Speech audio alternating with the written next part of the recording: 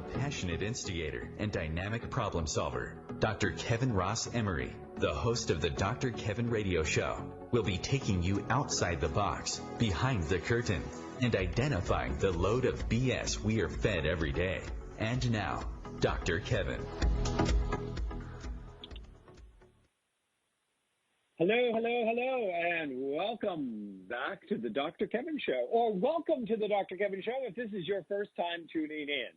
And guess what? This is Dr. Kevin. Here on the first Thursday of every month, it's from 6 to 7 p.m. Eastern Standard Time, we do a segment that we call, or a show that we call Through the Spiritual Lens, where we take our regular visiting monthly first of the month co-host, Matt Connarton, from Matt Connarton Unleashed. Go, Matt, go, Matt, go, Matt, who has a mostly politically based drive time show from 4 to 6 at WMNH 95.5, Manchester, New Hampshire, which you can listen 95.3. 95.3. Sorry about that. Yep. 95.3. That's okay. 3. Someday you'll get a promotion to 0.5, but that's okay. Keep working.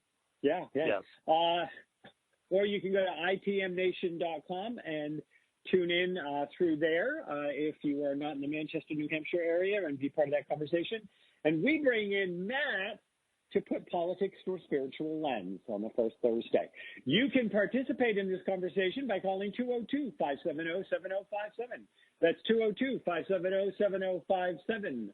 Or you can go to facebook.com/MyDrKevin, and you will see this posting for the show right at the top, and you can write your comment there. And as long as your comment is respectful, we will bring it on air. If you are listening to this as one of our repeat shows, which happen throughout the week before the next Dr. Kevin show, then you can still go to the Facebook. Don't call in. My producer shoots me when that happens.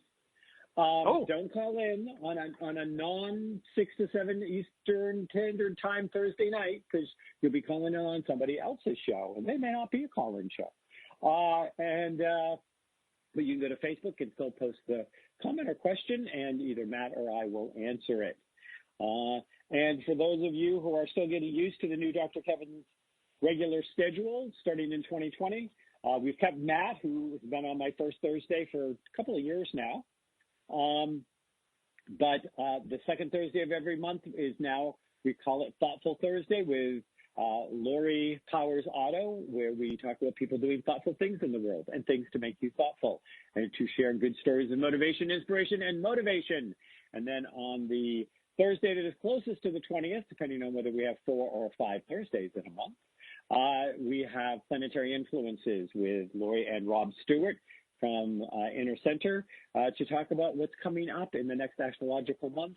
And then the other shows are just a revolving set of guests that's always fun and interesting to tune into. Matt, welcome. Now that you've corrected me and told the whole world how inept I am, and I was off by 0.2 points. Yes. What are you going to do with me? Well, we don't, we can't do anything that violates the Geneva Convention, that's for sure. Oh. Okay. So that, you sound disappointed. So then, well, that means that you can't do unreasonable torture, so you can't make me watch the State of the Union address.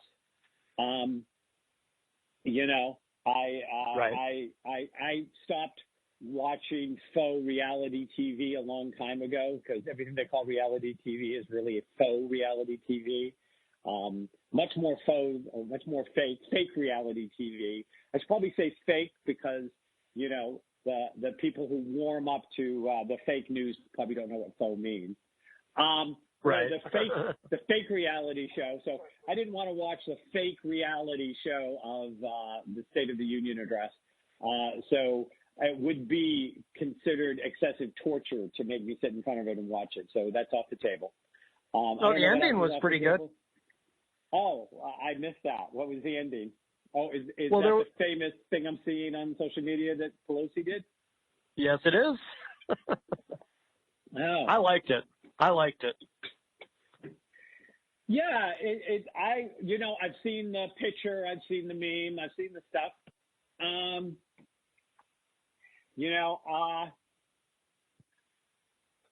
it's interesting. I think that it was a statement, and I agree with the statement that was being made.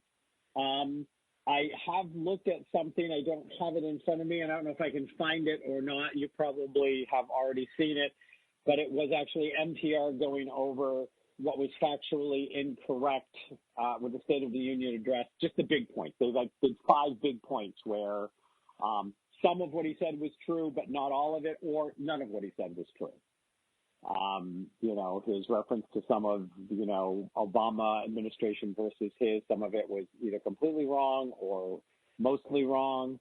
And there was a couple things, and it even said, though the actual number is still a good number, it's not the number he said. Right. It was just wrong. I mean, you know, he just can't get through anything without having to either exaggerate. Exaggerate's the nice word, because some people would say lie. And I actually think that lie actually probably is the better word, because he can't help himself. Right. I mean, he literally, I don't think he's capable of talking for any length of time more than 5 minutes without telling a lie. I mean, it's like, I think he's literally, incapable. Does that make sense? It does. Some of that, I mean, it's obviously that's what you get with Trump in any setting. But of course, some of that too is standard for the State of the Union.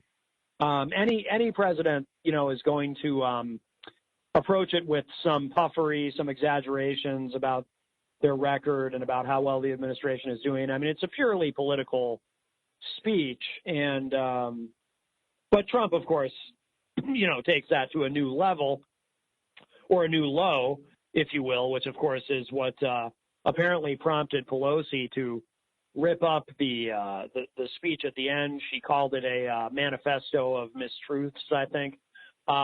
There was one comment where apparently she said it was the courteous thing to do, in contrast with what she could have done with it, which I thought was fascinating. Yeah. But, hey, I don't blame her. I mean, Trump wouldn't shake her hand at the beginning, so, she kind of had to do something at the end, I think, to kind of, in professional wrestling, they call that getting your heat back, when you do something for your character to kind of get some revenge. But, but every State of the Union, though, does contain exaggerations and half-truths and all of that kind of stuff. It's pretty standard. Well, I think that some of it is that, you would think that he would, of all people, would have to know that he's going to be called on everything because he's just lied so much. Like there is no there's nothing he can get away with because he's just tried to get away with such outrageous statements at times. So but here's the thing, though. I mean, at this point, after being acquitted by the Senate, I think he probably feels invincible now. I think, if anything, the line is just going to get worse. I think he probably feels like, they used to call John Gotti the Teflon Don, and I'm not necessarily comparing Trump to a mafia boss, although I'm not necessarily not doing that either. But, and this whole thing, it went exactly the way I predicted it would the entire time. But I think he probably feels invincible at this point.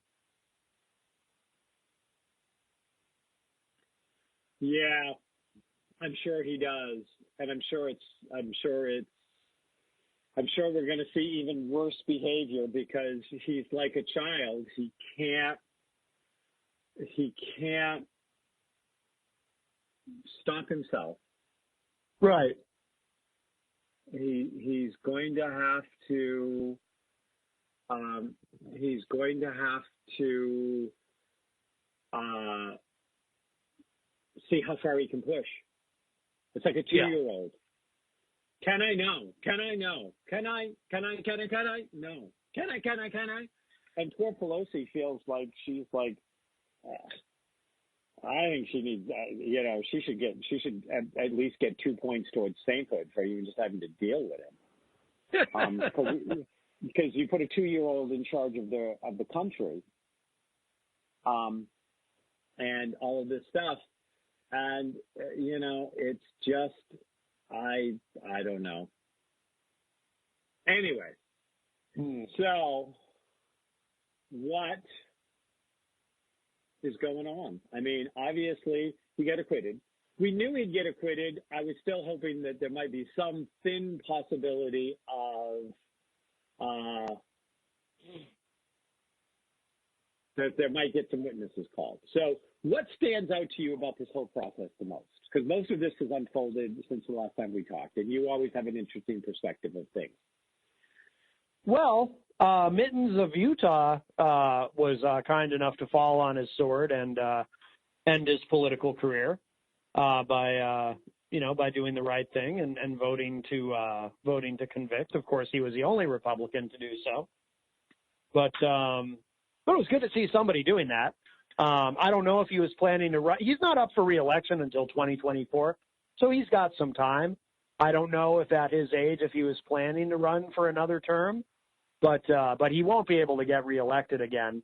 It's 100% Trump's party now, and I'm sure. And Mitt Romney, actually, I just learned this. Apparently, his approval rating already wasn't that great in his home state of Utah.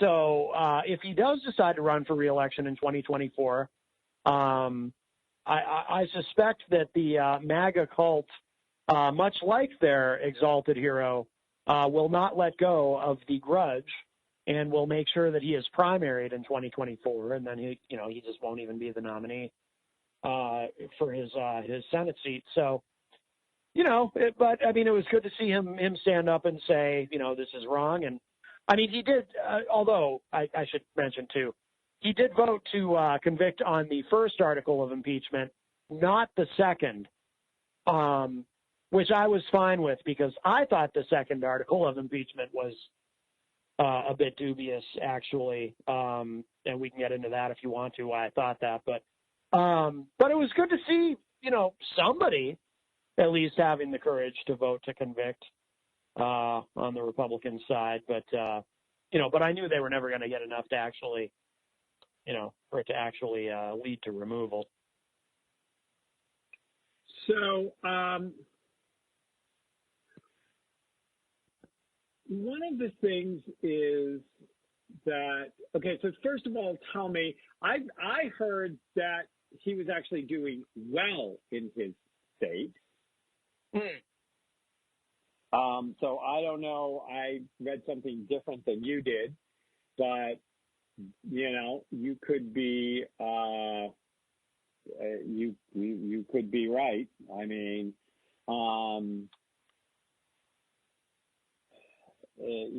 but I read that he had a block of support and was even talking about that he may leave the Republican Party and become an independent. Did you hear that? Or am I having delusions? No, I've read somewhere that he was thinking that he was going to leave the Republican Party and become an independent because he said he could not support the values of the Republican Party as they stood now. Well, that may have been someone doing some that would be interesting to see. I'd like to see that. But I have not heard or read that, but now that could be out there. There could be something being floated. I mean, the Republican Party, I predict, he's done anyway, so he'd probably have nothing to lose because they will, if they haven't yet, they will now turn on him. I mean, like I said, it is absolutely Trump's party. And the one thing you never do is anything that disrespects daddy. I mean, that's the dynamic here. So, his career, that might be what he has to do to save his political career is to become an independent because he'll never win re-election as a Republican, not after this. So,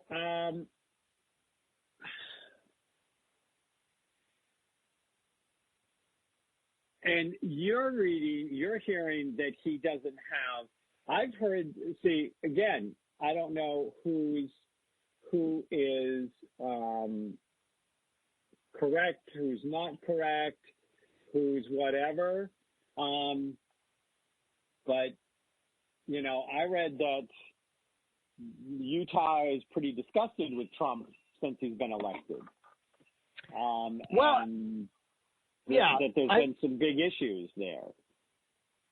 Yeah, I have read that as well, that Trump is not as popular in Utah as he is in other red states.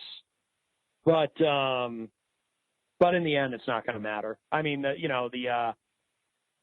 I'm sure there's Mormons of principle who are not enamored with Trump, but in the end, it won't matter. I mean, they'll get swallowed up by the rest of the MAGA cult in due time, in my view. So, in the end, it won't matter. So, you don't think that Utah would ever go independent? If he switches to independent and runs on an independent ticket, and that might be possible. If he remains a Republican, he'll never win anything again as a Republican. But no, if he switches to independent and can that way peel off some Democrats, if he gets lucky and the Democrat running isn't that popular, or maybe the Republican running isn't that popular, he might have a shot then. Anything's possible. It's always very difficult. Evan McMullen, if you remember, he's from Utah, a Republican who decided to run as an independent because he wanted to take down Trump. And, some people thought he might do well in his home state of Utah in the 2016 election and might actually be able to take some electoral votes away from Trump and Hillary. And it just ended up not happening for him. I mean, he was barely a blip on the radar. So I think anything's possible. I think that would be Mitt's only chance at this point, would be to run as an independent. Okay. Well, we'll be right back, and we're going to talk more about why you don't think the second article of impeachment had weight, and what else is going on in the political world, and what does it mean to us. So stay tuned.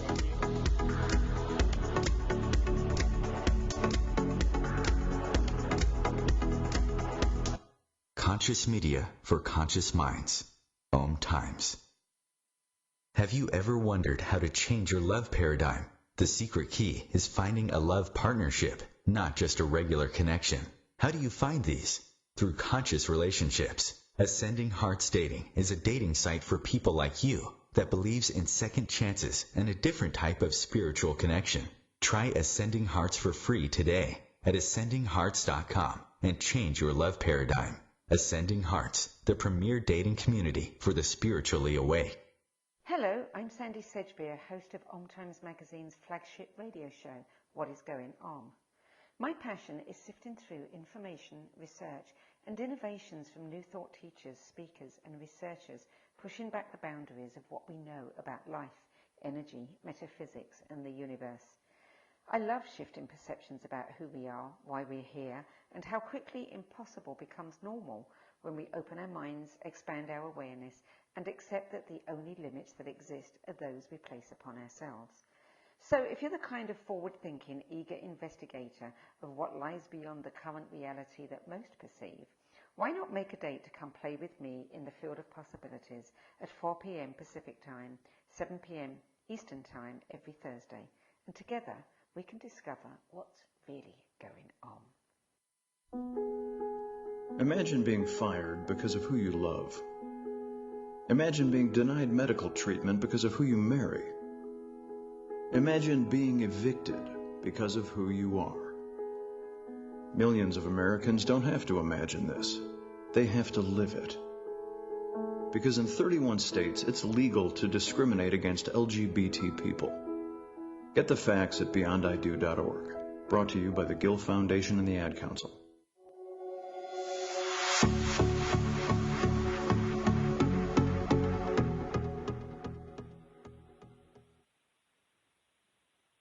Hello, and welcome back to the Dr. Kevin Show. I'm here with Matt Connarton from Matt Connarton Unleashed, and we're discussing what's going on in politics, which we do once a month on this show. We leave it to once a month, and we try to see if we can maybe give you some different perspectives or ideas or thoughts. So, Matt, what did you think of, before I asked you why you thought that the second article of impeachment was okay to not vote for? What do you think about what Governor Phil Scott did? I missed this, Dr. Kevin. What did he do? Well, you know who I'm talking about, the Vermont Republican governor? Yes. Yeah, okay. Well, he came out today saying that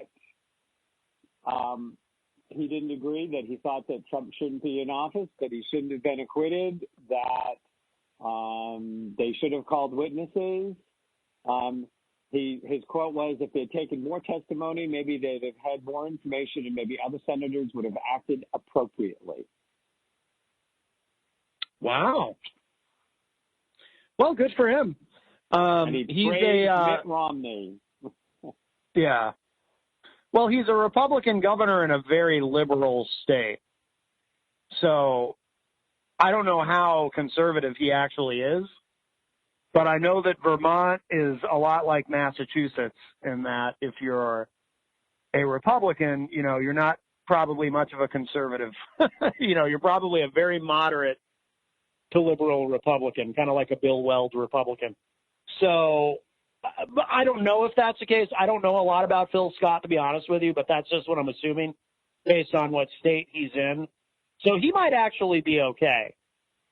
I would not write him off the same way I would write Mitt Romney. Also, he's just, expressing an opinion is a lot different from actually casting a vote. So I think he can probably get away. I mean, I'm sure there's plenty of Republicans in Vermont who are furious with him for making those comments, but making a comment's a lot different than casting a vote. So that probably will blow over for him. I doubt he'll be in too much trouble with the Republican Party, but we'll see. But good for him. Good for him for speaking up. So we did have our version of a call-in while we were on break, and it was, and the question was posed. What do you think? And you're our political expert for the show, Mr. Matt. What do you think will happen if Trump doesn't get reelected? Will actually people, if Daddy takes a dive off the deep end and then gets eaten up and thrown into jail by New York, who's going after him with a vengeance? Yes. Will Mitt be seen as a hero in the Republican Party if he stays? I don't think so, because I think that we're in such a unique time, and Trump's hold over these people is so uniquely strong that I think it might endure, even if I'm worried if Trump loses re-election, I'm worried about how some of these people are going to react. And I'm thinking of the people who are well armed, who, have underground militias, who spend their weekends hanging out with their paramilitary buddies in the woods wearing camo, thinking about how much they'd love to be on the southern border shooting at brown people. Those kind of folks. I worry about how they're going to react if Trump loses. And I think a lot of them are going to hang on to that. I think because Trump's hold on Republicans, it's almost supernatural in nature. So I worry that it might endure, unless somebody even worse comes along. It's funny because I was talking on my show today about Reagan, because today is the birthday of Ronald Reagan. And I was talking about how, Reagan, for a very long time, was the patron saint of conservatism. He was the exalted hero of every Republican in the country until Trump came along. and then all of a sudden it's like Reagan didn't even exist. So what if somebody even more repulsive than Trump comes along? Then maybe everyone will forget about Trump. But no, I think there's going to be a lot of anger. There could be violence if Trump loses, and I don't think people are going to forget about Mitt's vote. And I think even if Trump loses, it's still going to hurt him. I really do. I don't think he'll be seen as a hero by anybody on the right, except for the handful of never Trumpers that are actually kicking around.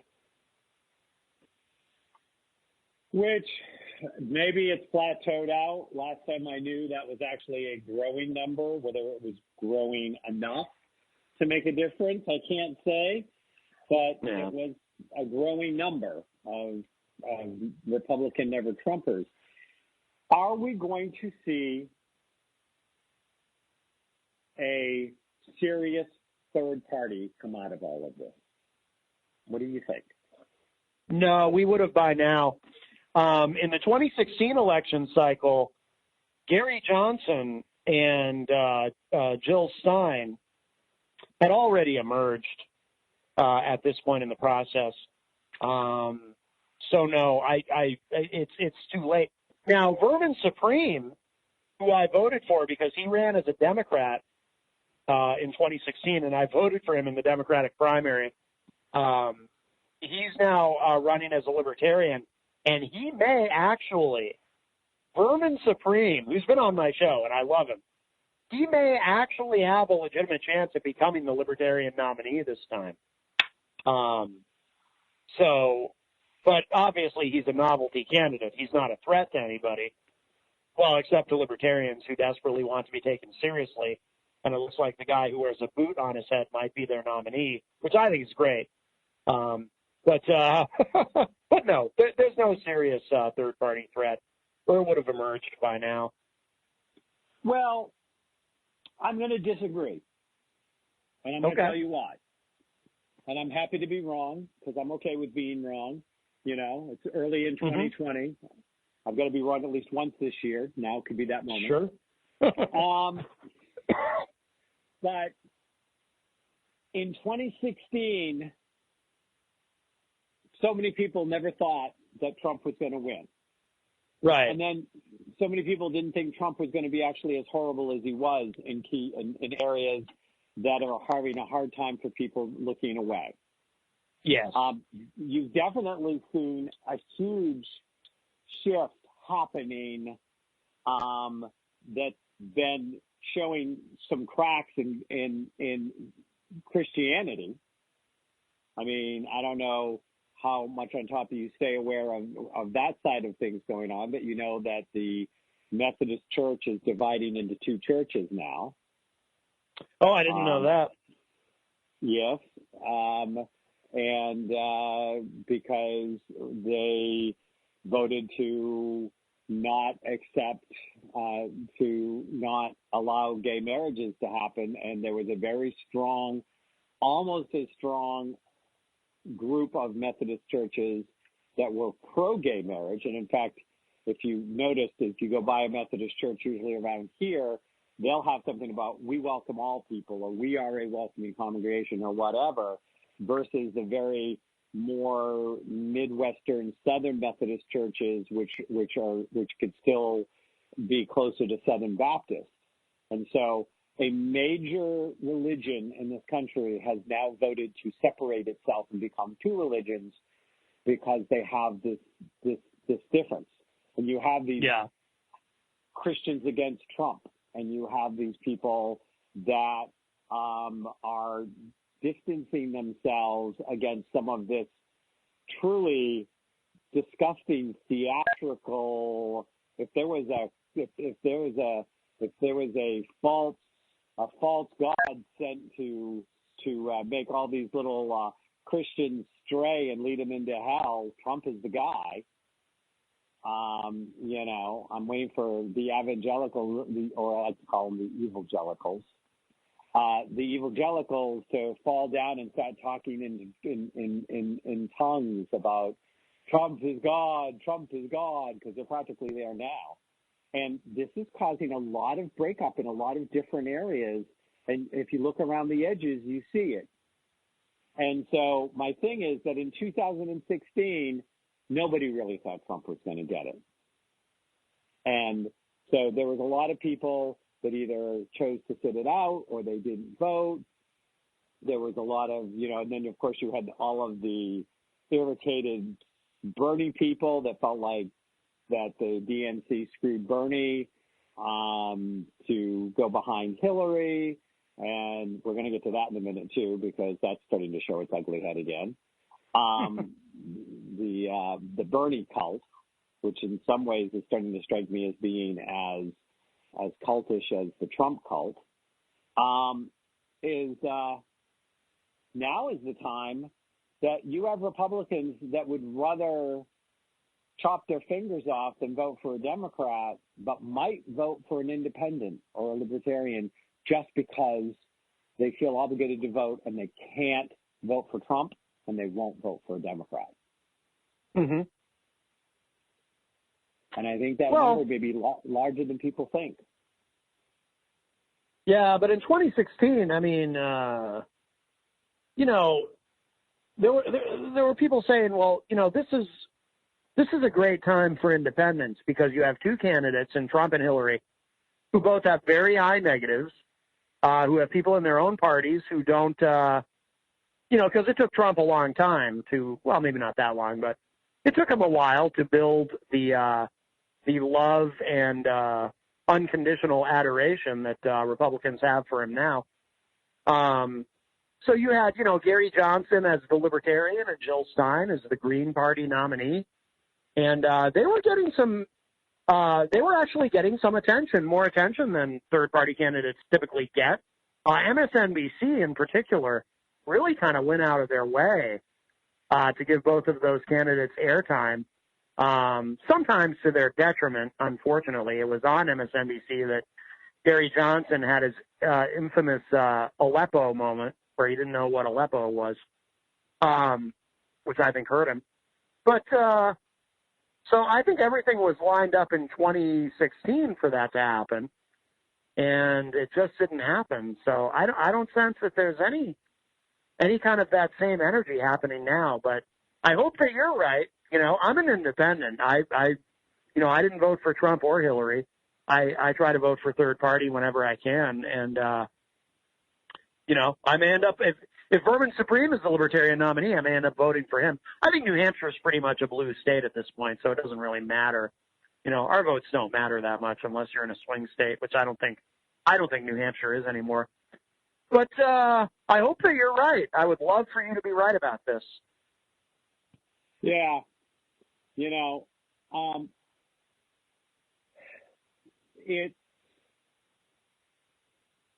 Change is coming out of this. We absolutely know that. That's a given. Trump has expanded and abused the powers of the presidency beyond any president we've ever had before. And he got away with it because the party loyalty was more important than the Constitution. Oh, of course. And so it's still getting people fired up, and of course the big thing is, that there's trying to be a unity in the Democratic Party, which doesn't include half the time, from what I see, and this could be an untrue statement, the Sanders followers. So the question is, if Sanders legitimately loses and somebody else is the nominee, will he convince his people, you got to vote blue no matter who? Yes.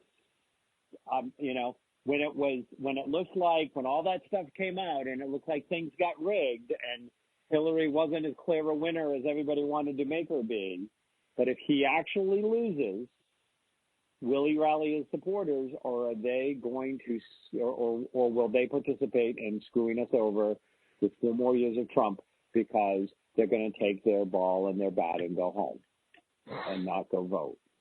What do you think? It's a good question. I I think if they feel like Bernie's been screwed for a second time, and I do think he was screwed over in 2016, yeah, I do think they might stay home.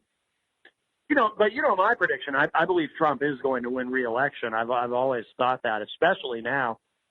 So, I think that might happen anyway. But yeah, I mean, if Bernie's not able to rally those supporters behind whomever the eventual nominee is, then yeah, that's a problem.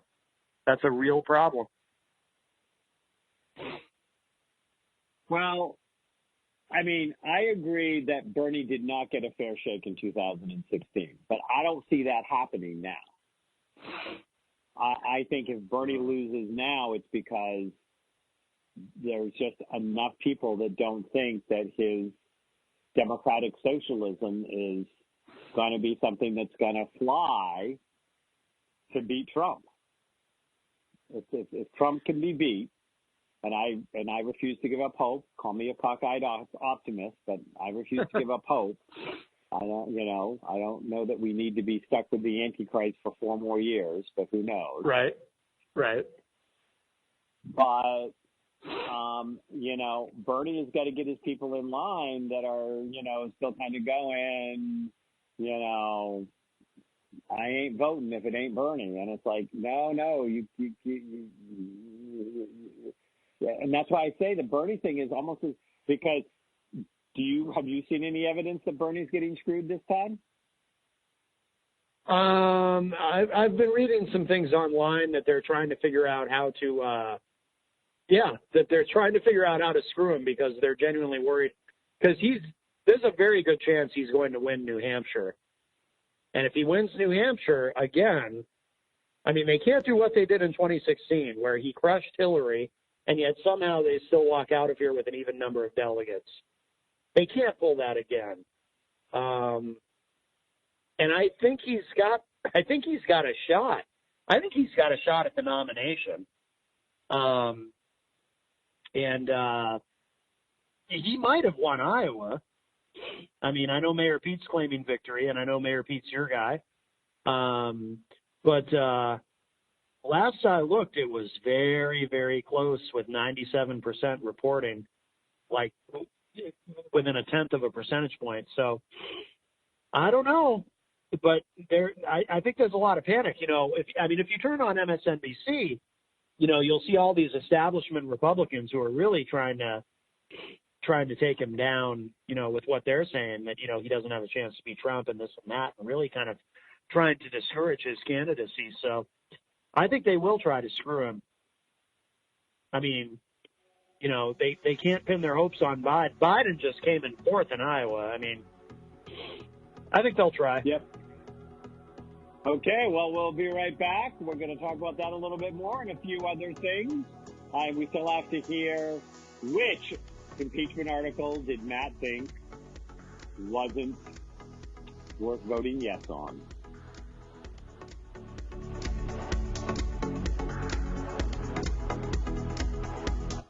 The Real Conscious Connection.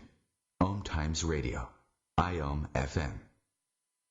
The number one reason girls drop out of school in sub-Saharan Africa is lack of access to feminine hygiene products. The Pads for Schoolgirls Project, an outreach of Humanity Healing International, is changing this paradigm by setting up sewing programs at schools, teaching girls a vocational skill, while producing the reusable pads that help keep them attending classes. The girls pay it forward by making and giving pad kits to other girls in need. To learn more, visit humanityhealing.org. Humanity Healing is where your heart is. More than 24 million Americans have an autoimmune disorder, and that number continues to grow. I'm Sharon Saylor, and I'm one of those 24 million. To put that number in perspective, cancer affects about 9 million and heart disease up to 22 million. That's why I've brought together top experts and those thriving regardless of their diagnosis to bring you the latest, most up-to-date information. Join me, Sharon Saylor, Friday night, 7 p.m. Eastern, for the Autoimmune Hour on Life Interrupted Radio to find out how to live your life uninterrupted. 911, what is your emergency? The kid shot himself. All right, where's the wounds? 911, what's your emergency? Please help. My son shot his brother. 911, what is your emergency? Okay. 911, please state your emergency. Every day, 8 kids and teens are unintentionally killed or injured by loaded and unlocked guns. It wasn't locked. Learn how to make your home safer at endfamilyfire.org. Brought to you by the Ad Council and End Family Fire.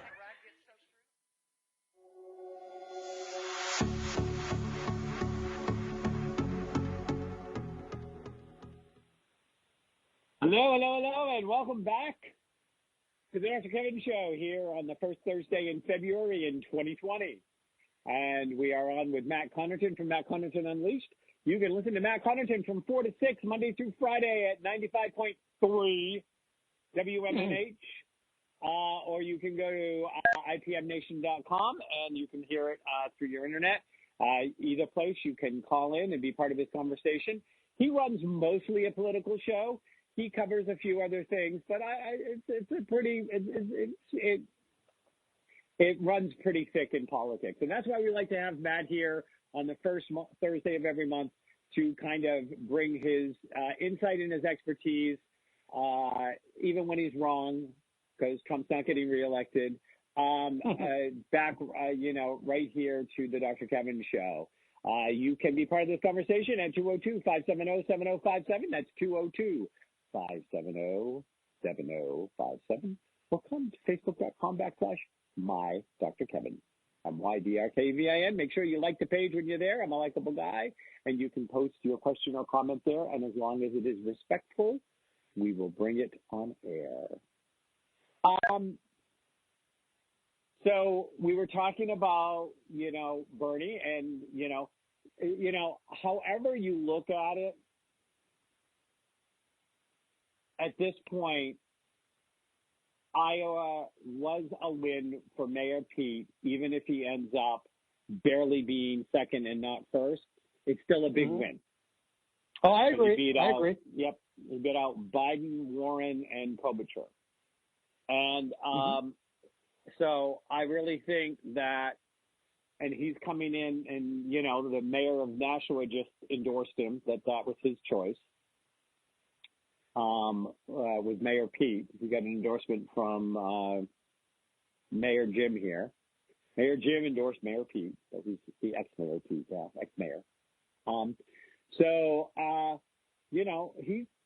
He's got a fair amount of energy flowing in New Hampshire, too. So he could be doing the 1-2 tag with Bernie again. And that's going to keep him viable.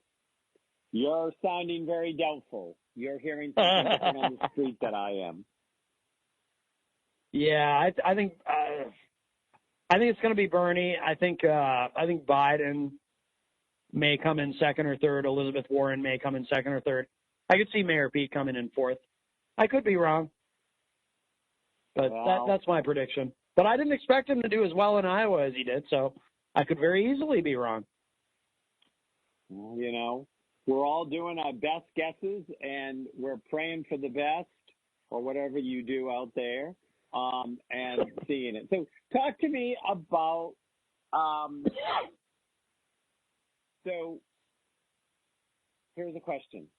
Who do you think, if they ran as an independent, could suck away some of the disenfranchised and unhappy Republicans in the Republican Party who cannot stand Trump? Do you think that there is somebody out there that at the very least, if they ran, could cripple him enough to get him out of office? Because that would be a strategy in and of its own. Go ahead. Sure. Well, I mean, if somebody, the calculus is always difficult, because if somebody runs as an independent and they're trying to peel off votes from Trump, if they're trying to peel off disaffected Republicans, all they really do is split the Republican vote, and that ensures that the Democrat wins. That's why it's so difficult for independents to make any headway in a presidential election. So nobody really leaps to mind, to be honest with you. I don't know. What do you think?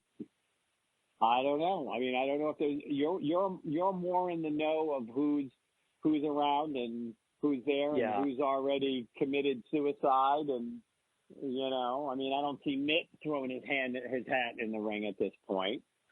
No. And, you know, Build Well came up for all of 2 minutes and went back down again. I haven't heard anything about him, though. He proclaimed that he was running.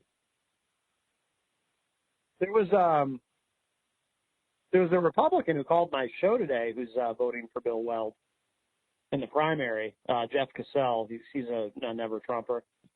But yeah, these Republicans who've gotten in to try to challenge Trump in the primary. I mean, they get a week, maybe a week and a half of a lot of media attention, and then they just kind of flame out. It's Trump's party now. I mean, there's no doubt about it. So, which of the articles of impeachment do you think was the, I'm going to say, bogus one? How would you describe it? So tell us where you stood on the two articles. I'm not going to put words in your mouth. Sure. Well, the first article of impeachment, abuse of power, I absolutely agreed with. I felt clearly Trump had asked a foreign power for help damaging a political opponent, and that is illegal. One of the constitutional attorneys who testified, on behalf of the Democrats during the House hearings, the impeachment hearings, I forget her name, but she said, I thought she made a great point when she said, the founding fathers were so concerned about foreign interference or influence in our elections that they wrote it into the Constitution that you have to have been born a United States citizen. You can't even have immigrated here from another country and run for president. So that's how worried about that they were. I think it's pretty clear that that's what Trump did. He was soliciting help from Ukraine because he wasn't even interested in an actual investigation. He just wanted the announcement so that it would damage Biden back home. So I was 100% on board with the first article. The second article, obstruction of Congress, I had a bit of a problem with. Now, I'm not a lawyer. I'm not a, legal scholar of any kind. So I can get it over my head on this stuff pretty quick. So maybe I'm wrong. But it just seemed to me, if they're saying that Trump is obstructing Congress because the administration is challenging all of these subpoenas and trying to exert executive power, and they're going to court to block these subpoenas, is that really obstruction? Because if the administration is going through a legal process by going to the courts to block the subpoenas, they're not doing anything illegal. They're going through a legal process to do so. That doesn't sound like obstruction to me. Now, they are trying to obstruct in Stonewall. That's exactly the point.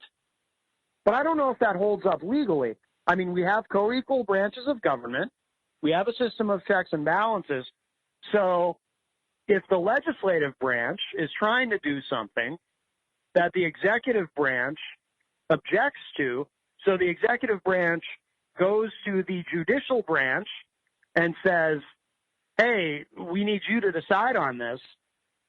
Again, we know what they're really trying to do, but legally, I don't see how that's obstruction of Congress if they're going through the process and then Congress effectively turns around and says, okay, well, you know what, we're going to cancel these subpoenas because we don't want to drag this whole thing out, but in the meantime, we're going to impeach you for obstruction of Congress, even though we don't have the patience to see this through, and we're going to cancel these subpoenas, which I think is one of the colossal errors that the Democrats made with this whole thing, because I think they really botched this.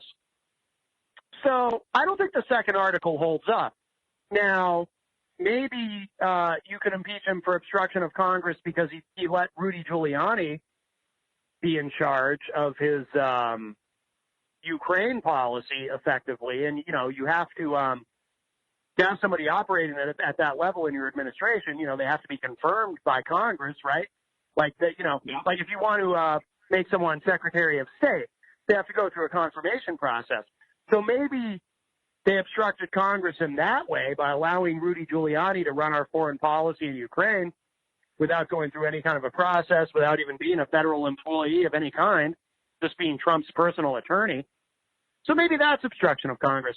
Oh, and by the way, I think another great article of impeachment would have been the 12 instances in the Mueller report where Trump obstructed justice. So maybe the first article is abuse of power, and then the second article is obstruction of justice.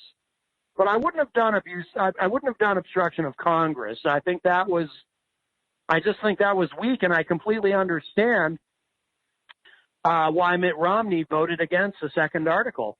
I mean, I think Trump is guilty as hell, but had I been in the Senate, I think I would have voted against the second article. I certainly would have voted for the first one, but I don't think the second one holds up.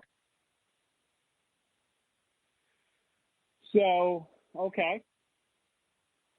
Now, I know less than you do, and you've already admitted that you can get in the weeds here. But Sure. When they ask for certain documentation and certain things like that, and it was refused to be provided, Mm-hmm. though it was legally required to do so, Right. would that not have been an obstruction of Congress? Well, if the executive branch is asserting executive privilege, and look, again, I mean, I guess it comes down to the spirit of the law versus the letter of the law to some extent, right? Because in terms of the spirit of the law, yeah, we know, of course, they were trying to obstruct. But if they're claiming executive privilege and then they're saying to the legislative branch, if you don't like it, if you don't agree that this assertion of executive privilege is valid, go to the judicial branch. Have the judicial branch force us to give you these documents, and then we won't have a choice. So again, it's using the legal process to not allow Congress to have these documents. I don't think that's obstruction of Congress. I mean, that's what they're trying to do, but I don't think that's what it actually is in a legal sense. And again, like I said, I'm not a lawyer. I could be wrong about all of this, but that's just my layman's understanding of it. Okay. So,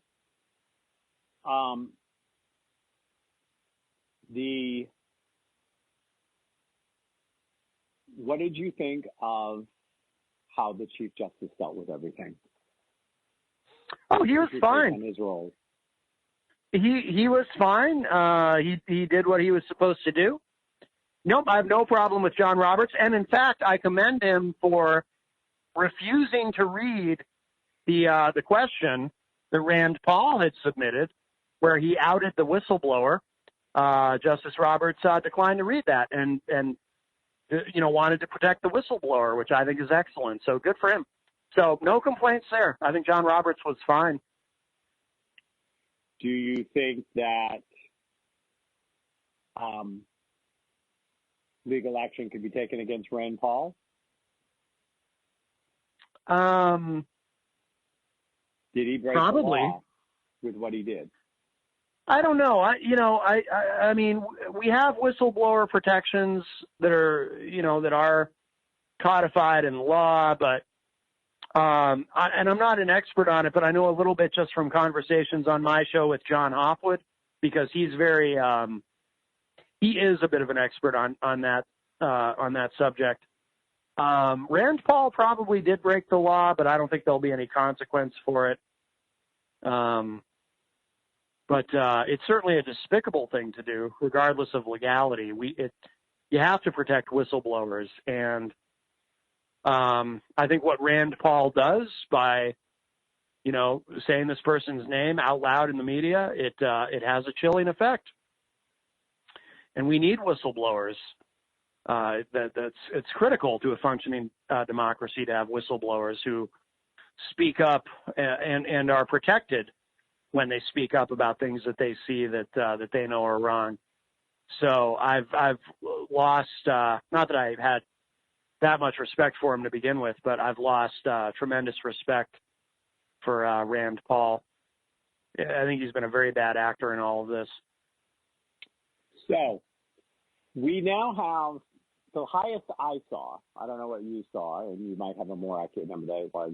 But at one point near the end of it, it was a poll that said 75% of Americans that were polled, both Republicans and Democrats, thought that witnesses should be called. 75%. That's the highest number I saw. Yeah. With this not happening and being this close to an election and vulnerable seats, do you think this could have an impact on their Senate? An impact on the Senate? Yeah. Oh, yeah. I think Democrats might pick up some seats in the next election because, you know, I mean, I think this whole process probably ultimately strengthened Trump because it energizes the base. You know, now the MAGA people get to say, you know, oh, look, they tried to take him down, but they couldn't. He was too tough or whatever. But I think, you know, well, we're out of time, but I think the Democrats might pick up some seats in the Senate because of this whole thing. That'll be the one good thing that happens for the Dems. Well, and if Mitt Romney goes independent and they pick up a couple of seats, if Trump does get elected, he could have a very rude wake-up call. Yes. Well, we'll hope for the best. Matt, thank you as always, and I'll talk to you at the beginning of March. Sounds great. Thank you. Bye, everybody.